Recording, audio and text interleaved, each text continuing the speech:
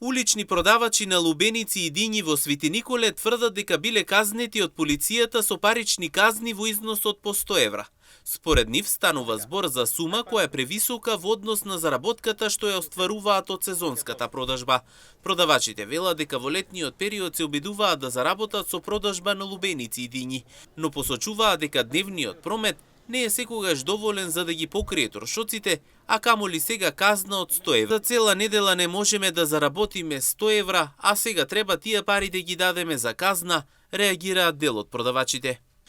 Во врска со ситуацијата, Емнет телевизија побара став од Министерството за внатрешни работи за случајот колку продавачи биле санкционирани, во кој износи изречени казнети и по кој законски основ биле преземени мерките.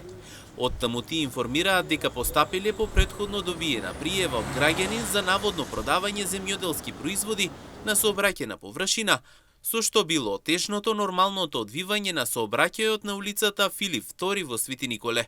При превземените мерки и активности, велат полициските службеници извршиле проверка на фактичката состојба на самото место, при што биле затекнати лицата кои вршеле продажба на земјоделски производи на сообраќајна површина.